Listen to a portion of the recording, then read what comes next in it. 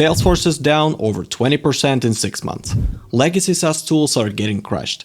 Everyone is saying AI is eating software, and they are right. If you're a software founder, you need to hear this. I'm breaking down 7 things you must do to survive and thrive while the market shifts around you. My name is George. I've worked with dozens of software founders over the past 8 years. I've been in the trenches with those who won deals and built successful SaaS products, but I've also seen their mistakes and failures. Spoiler: I've put together a SaaS survival checklist you can grab in the description below. It's free and it will help you audit your product against everything I'm about to cover. Before we start, hit subscribe if you want to succeed with your SaaS product. I drop practical content like this every 2 weeks. And if this helps, I'd appreciate a like. Let's go. Here's what's happening right now. Investors are questioning every SaaS company. Customers are asking, why should I pay $50 a month when I can just build my own SaaS? And you're wondering, is my product even relevant anymore? Here's the truth. AI isn't killing SaaS. Bad SaaS is killing itself. The products that survive will be the ones that become indispensable for their customers, not just another tab in the browser. Let me show you how to be that product. Number 1, educate your customers. Don't assume they will figure it out. Here's the first thing that separates winners from losers: customer onboarding. Your customers are not mind readers. They sign up, they're excited, and then they get lost. They don't know what buttons to click. They don't understand the workflows, and 3 weeks later, they churn. Here's the fix. Build an onboarding system that actually works. I've worked with a gym management software company in California. Their CX team shows new customers how all features work in the platform. Not a help doc, not a chatbot, real humans walking them through. And when they ship new features, same thing. They reach out, they show how it works, give written instructions to follow up. Your minimum viable onboarding should be a video walkthrough for every core flow. Show them exactly what to click, when to click, and why it matters. Don't make them guess. Here's the rule. If a customer has to email support to understand basic functionality, your onboarding is broken. Number 2, customer experience.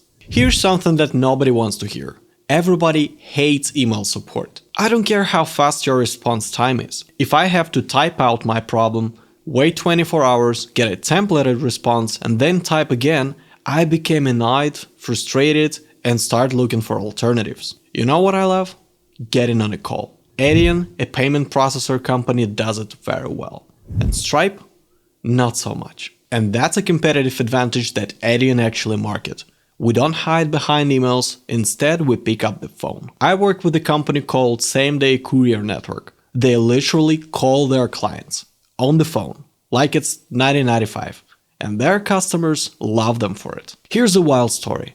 I once signed up for a product that had no proper support, no cancellation button, and I had to dig through LinkedIn, find the developer's phone number, and call them directly. That's how I got to their CEO, canceled my subscription, and finally received a refund. Can you imagine that? Here's the approach. Don't hide behind emails. Solve your clients' problems fast. Number 3, be more than software. This is where most SaaS companies miss the boat. They think they're selling a tool. That's wrong. You're not selling software.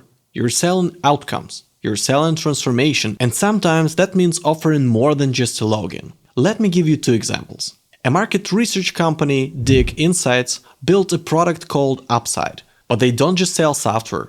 They sell market research consultancy services alongside a product. The software automates their research methodologies and delivers results much faster. Here's another example. vSimple, an AI-powered process automation platform, does something similar. They have a customer service team that doesn't just answer tickets. They actually help customers get results from the product. They study their customers' workflows, their legacy software, their spreadsheets, and they help them build the same process in the vSimple platform. Here's the shift. Stop thinking software company and start thinking growth partner. Next one. Number 4. Teach your sales team to sell value. This one drives me crazy, as I've seen so many sales calls where a sales rep just walks through features. We have this dashboard, we have this integration, we have this report.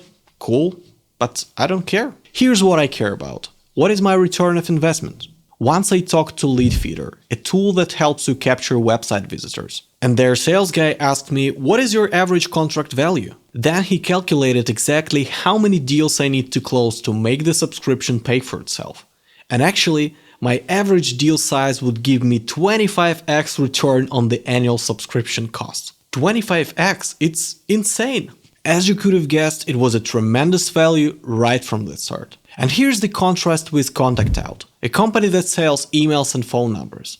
They were selling me contact data, just contacts. They never asked me why I needed those contacts, what I was going to do with them, how it fits my sales process. Here's the thing. If you don't show investment returns to your clients, they will ask you for a 50% discount on your SaaS, because they know you can have an 80 to 90% margin. Here's the reality. People don't buy contacts. They buy the ability to reach prospects, start a conversation, close deals, and actually make money. Your sales team needs to connect those dots to sell value, not software. Number 5, remove UX bottlenecks. Friction is what kills retention. Customers aren't telling you where they are getting stuck. They're just leaving. And you're sitting there wondering why the churn is up. Here's the fix. Look at the customers under a microscope. Use heat maps and session recordings. Watch where people drop off.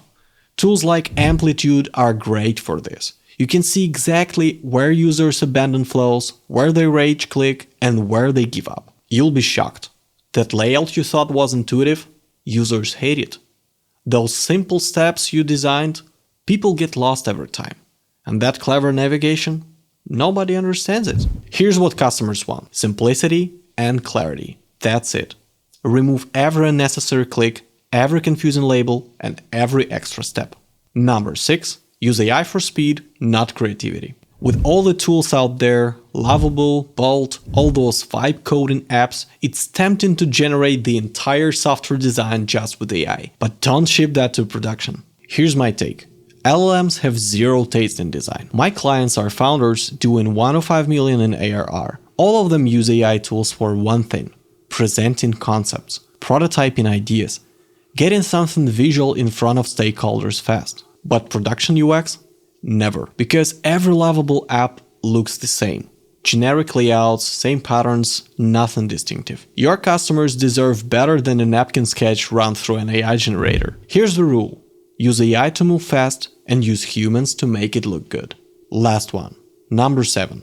Build AI features that actually matter. This one is really important. I've seen tons of vibe-coded AI apps. Most of them are weak. You don't control the agentic flows, you can't customize the prompts, there is no evaluation framework.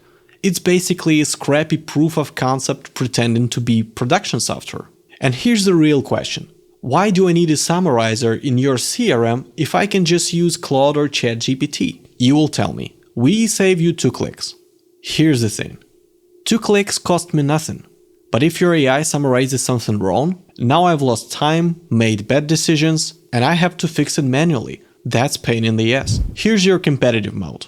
Don't build AI features that Claude already does. Build features that require your domain expertise. If your product provides the specific flow for analyzing deals, scoring contracts, or processing industry-specific documents, that's value. And that's something that AI can't replicate. Generic AI is a commodity. Domain-specific AI is your moat. Here's the survival checklist. Number 1. Educate your customers. Don't assume they will figure it out. Build real onboarding. Number 2. Customer experience matters. Pick up the phone. Emails are last resort. Number 3. Be more than software. Offer services alongside the product. Be a growth partner. 4. Sell value, not features. Your sales team needs to calculate ROI, not demo dashboards. 5. Remove UX friction. Watch session recordings, fix what's broken. 6. Use AI for speed.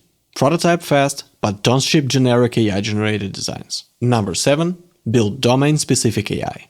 Your moat is expertise, not features that Claude or GPT already has. Want the full checklist? Grab it in the description. It's free and it breaks down exactly how to audit your product against all 7 points. If this was helpful, please subscribe. I share frameworks like this every 2 weeks to help founders like you scale faster without burning cash. I'll see you in the next one.